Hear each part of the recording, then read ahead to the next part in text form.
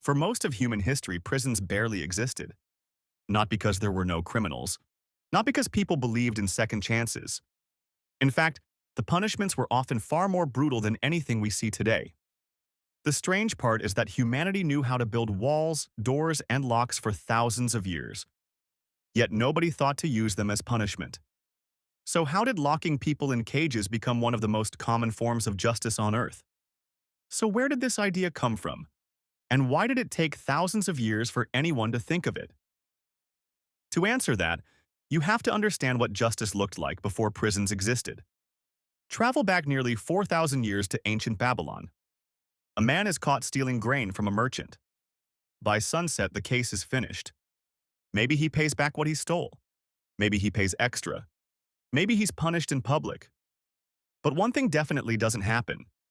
Nobody builds a room, hires guards, and spends the next 10 years feeding him. That would have sounded absurd. One of the oldest legal codes ever discovered, the Code of Hammurabi, lists hundreds of crimes and punishments. Theft, fraud, assault, property disputes. The punishments are detailed, specific, and often harsh. But there is one thing you'll struggle to find. Prison sentences. The concept simply wasn't there. And Babylon wasn't unusual. Across the ancient world, prisons existed, but not as punishment. They were storage, temporary holding places, a place to keep someone under control until the real punishment arrived. Ancient Rome gives us one of the clearest examples. Beneath the city stood a stone chamber known today as the Mamertine prison. It wasn't designed for rehabilitation. It wasn't designed for reflection. It wasn't even designed for long-term confinement. Prisoners were lowered inside and held there while authorities decided their fate. Some were executed, some were enslaved, some were publicly punished. The cell itself wasn't the sentence. It was the waiting room. For thousands of years, that basic idea barely changed. Then came the Middle Ages, and punishment became something people were supposed to see. A thief locked behind a wall teaches nobody a lesson. A thief standing in stocks in the middle of town? Everyone notices. Public executions, whippings, branding, and humiliation weren't just punishments. They were advertisements.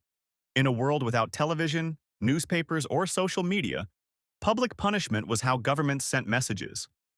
Every crowd that gathered became part of the justice system. The goal wasn't simply to punish the criminal. The goal was to make sure everyone else remembered what happened, which created a problem. As Europe entered the early modern era, cities began growing at a speed humanity had never seen before. More people, more poverty, more crime, more disorder. The old methods that worked in small towns started breaking down in massive cities. Governments suddenly found themselves dealing with thousands of offenders instead of dozens, and they needed somewhere to put them. That was when something strange happened. Authorities began experimenting with a new idea. Not execution, not exile, not public punishment, confinement. In 1596, Amsterdam opened a facility called the Rasphuis. Inside were petty criminals, beggars, and people considered disruptive to society. They worked long hours under strict supervision. Similar institutions soon appeared across Europe. At first, they weren't really prisons in the modern sense, but they introduced something revolutionary. For the first time, being locked inside the building was part of the punishment itself. The walls were no longer temporary. The walls were the sentence. And then came the twist that changed everything. The modern prison wasn't created by rulers who wanted harsher punishments. It was created by people who wanted gentler ones. By the 1700s, many philosophers and reformers had become disgusted by public executions and brutal physical punishments. They believed society could do better.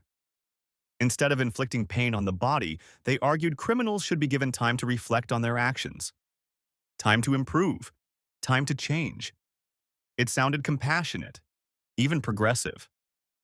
In 1829, that idea took physical form with the opening of Eastern State Penitentiary in Philadelphia. The prison was designed around silence, order, isolation. Prisoners spent most of their time alone with their thoughts. Reformers believed solitude would lead to repentance.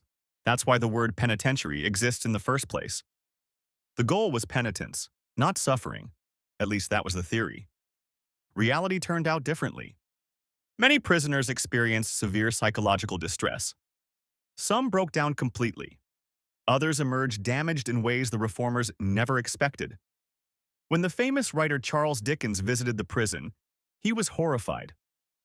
What was supposed to be a humane alternative often became a different kind of cruelty. And yet the model spread across Europe, across North America, across the world. Because despite its flaws, governments had finally discovered something powerful. A way to punish people without executing them. A way to separate offenders from society. A way to turn time itself into a sentence.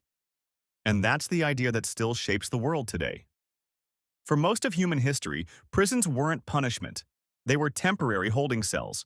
But as cities grew, populations exploded, and old forms of justice became harder to manage, societies began searching for a different solution. A punishment that could remove offenders from society without executing them. A punishment that could be standardized, controlled, and applied on a massive scale. The answer they arrived at was prison. What began as an attempt to create a more practical and more humane form of justice eventually spread across the entire world. Today, millions of people live behind prison walls.